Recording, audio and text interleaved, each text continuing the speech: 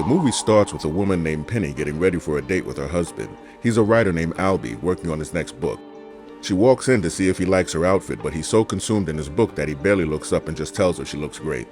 She says, "Do what you want, I don't care," and she walks out. They're about to leave their new house to go out. Albie says he wants to get the light fixture changed. Penny says, "Aren't men supposed to do those things? Are you a man?" Pulling out of their driveway, they're approached by their creepy neighbor Mark, asking them how they're enjoying their new home, and he's acting very strange, which makes them very uncomfortable, and they say goodbye. We cut to later that night while they're leaving the show. Penny says that her mother is going to keep the kids till the morning. She's ready to go home and have some drinks. While they're driving home, he's telling her how he's worried that his book might fail. She tries to give him some encouragement, then they blow a tire. He's having trouble changing it, but she wants to help. He wants to know why she's always hovering over him. She says, "I've been standing here for an hour watching you do something that anyone can do in 20 minutes. He says, "Then do it yourself." And she fixes it right away. As if the night couldn't get any worse, she realizes she ripped her dress. They sit on her swings and talk about their relationship and their kids and decide to go home. They arrive at the house, and when they attempt to open the door, they're greeted by strangers inside their home. They want to know what they're doing inside their house, and Albie says, "You're in our house and I want you out." The man says you need to calm down and does something to his brain. The man tells them they can come in and talk about it, but Albie just wants them out of his house. He throws a punch and he misses, and then he and his wife leave. Albie calls the police and gives them the address so they can get these people out of the house. 911 puts them on hold, and they call the male intruder. He tells them everything is okay. He shows Albie and Penny a gun and a badge and says that the police won't be coming tonight. While they're leaving, the man tells them they just want to work this out. They pull over and try to figure out the next move and call 911, but the police hang up on them again. Penny says, "Let's go to my sister's house. She lives in the neighborhood." They arrive at her sister Kimmy's house, but she's acting really weird also. But they ask if they can stay the night anyway. Kimmy tells them no and says they need to go back home and find out what these people want. They must want something inside the house. They leave Kimmy's house and come up with a plan to go in through the back way and record the intruders on their phone stealing. They arrive at the house and run through their neighbor's backyard and hop the fence. When they get inside, their plan is short-lived once they're discovered, then are hit over the head with wine bottles and knocked out. Penny is tied up downstairs, and a strange woman tells her any attempts to escape will be futile, and we'll leave once we get what we want. Then she asks, does the male have the only access to the collective intelligence? But Penny has no idea what she's talking about. But the woman is still asking the same question about the collective intelligence network. She tells Penny she will suffer if she doesn't cooperate, and then starts to torture her. But Penny has no idea what she's talking about and gets tortured again.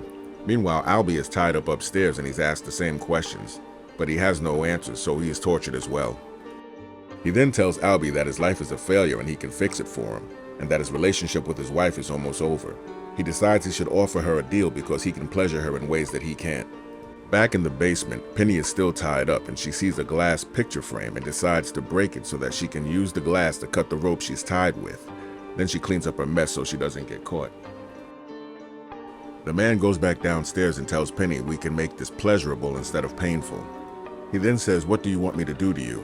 He scans her brain and says, "I guess nothing. That's a pity." Back in the bedroom, Albie is still tied up, and the woman tells him she can be very persuasive. She throws him on the bed and says we can do whatever you want, and asks again for the access point to the collective intelligence network. Reminds me of this. First you give us a continuum transfunctioner, then we give you the pleasure. Anyway, she scans his brain and comes up with nothing and leaves. Penny frees herself and tries to escape, but cuts herself in the process when she hears the man returning. He tells her they can see to it that she's offered any job opportunity that she wants. All she has to do is help them. He then notices the blood on the floor and tells her he needs to render aid. That's when he realizes that she's freed herself from the ropes. The woman goes back to Albie and tells him he can have whatever he's dreamed of, so he tells her that what she's looking for is in the air conditioning unit, and he uses that as an opportunity to free himself from the ropes. Albie goes downstairs and bashes the man over the head with a wine bottle. His wife wants to leave, but he wants to finish the man off. She pleads with him to stop, but he says, "You're always holding me back." She tells him he can do whatever he wants, but he should get a lawyer because she wants a divorce. She said she wasted her life on him, and he says, "You have no life. You're just dead weight leeching off of mine." He takes the man outside and gets an axe to finish him off that way. The woman sees him, smiles, and runs away. Penny comes outside as he's finishing up burying the body. He tells her it was self-defense. As Penny is contemplating calling 911, she sees her sister outside.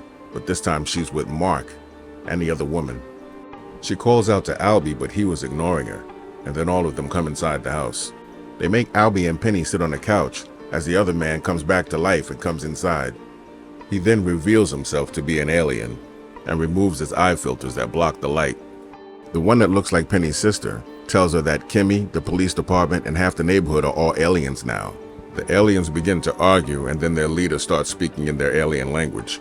Since they aren't getting what they want, they take Albie outside to finish him off. But Penny reminds him of the light fixture he doesn't like, and he temporarily blinds them by turning it on. He runs out of the house and down the street to a nearby park where he's caught, and they take over his body. Penny was tied to a dresser trying to escape when Albie walks in acting very strange. The next morning, Penny's mother arrives back at their house with the children. But it's too late. She's an alien now also.